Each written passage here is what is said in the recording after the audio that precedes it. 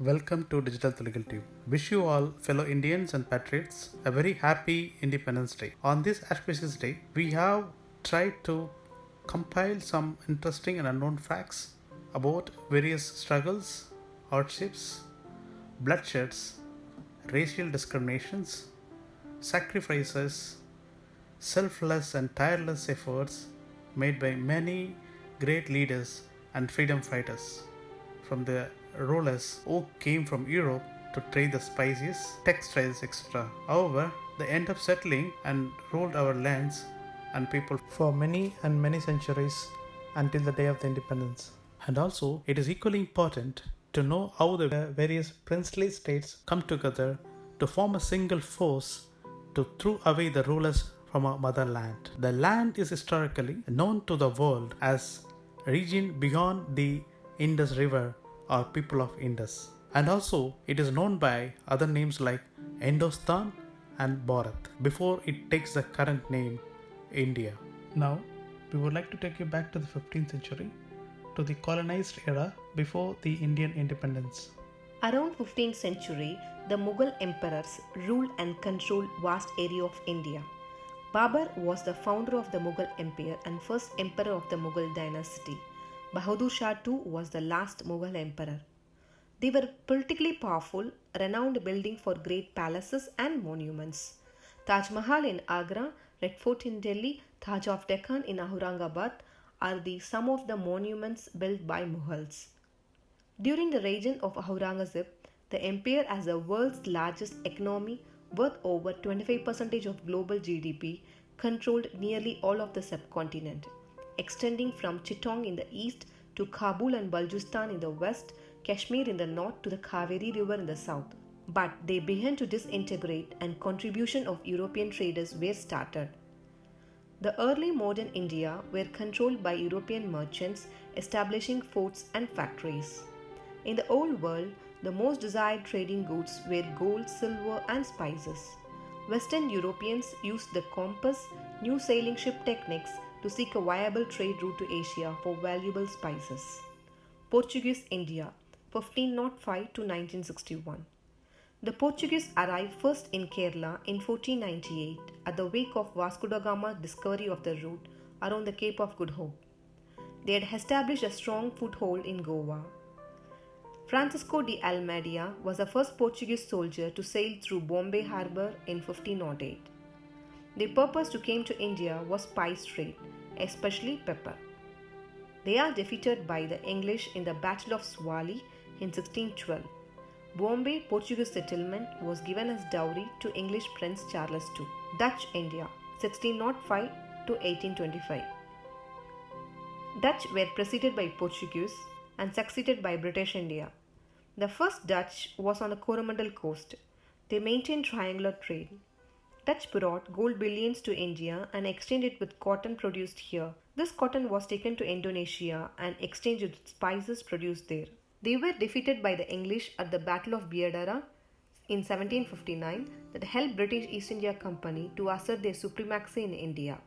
East India Company, 1612 to 1757. The East India Company, also known as British East India Company, was formed to trade initially with East Indies and control large parts of Indian subcontinent, colonized parts of Southeast Asia. The company also ruled the beginnings of the British Empire in India. During the 18th century, the company interest turned from trade to territory as the Mughal Empire declined in power and English East India Company struggled with its French counterpart during the Carnatic Wars of 1740s and 1750s in southern India. Company rule in India, 1757 to 1858. The company eventually came to rule large areas of India with its private armies. The British collector of East India Company decided to collect tax from the polygamous to establish their rule. In 1835, special taxes were imposed on Indian salt. This paid huge dividends for the traders of British East India Company. So finally, company rule in India effectively began in 1757 and lasted until 1858. The Government of India Act 1858 led to the British Crown's direct control of Indian subcontinent in the form of New British Raj. Before we look at the British Raj in detail, There were other rulers from Dutch and French also occupied some parts of India on the same centuries. Danish India 1620 to 1869. Denmark Norway held colonial possession in India for more than 200 years, including the town of Tharangavadi in Tamil Nadu and Serampur in West Bengal. The Danish East India Company, created in 1616 under the King Christian IV for trade with India and Ceylon. Danish East India Company had its eye on the Coromandel coast in India, mainly in southeast, for its pepper and cardamom. In 1801, Danish were defeated at Tranquebar, that is Tarangabadi in South India, by the Scots Brigade. In 1845, whole Danish colony was sold to England. This ended the Danish presence in India. French India 1668 to 1954. The last European people arrived in India were the French. The French East India Company formed in 1664 AD during the reign of King Louis XIV to trade with India. The French did not establish themselves in the East Indies.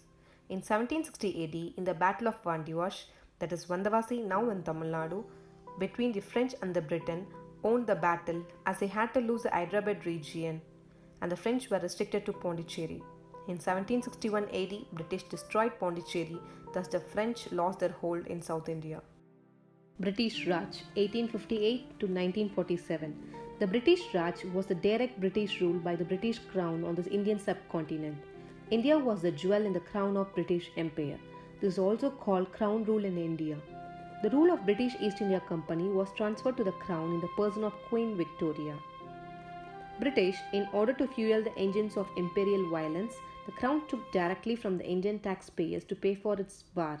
In 1885, S.V. Swaminatha Iyer raised issue of the salt tax during the East India Company rule in the 18th century and later followed by the Mahatma Gandhi's salt satyagraha in 1930. In February 1860, to overcome a financial crisis, British government introduced a first income tax act by James Wilson, the Scotsman, who was the British India's first finance minister.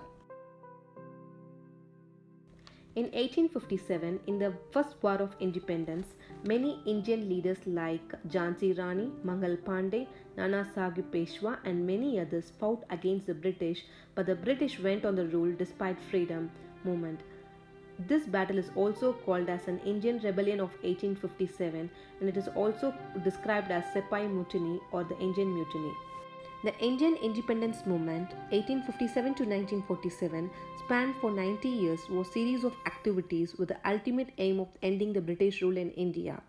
The last stages of the self-rule struggle from 1920 was achieved by the notable leaders for Indian independence like Mohandas Karamchand Gandhi, Subhash Chandra Bose, Bhagat Singh, poets like Subramania Bharati, Rabindranath Tagore, feminists like Sarojini Naidu and many others.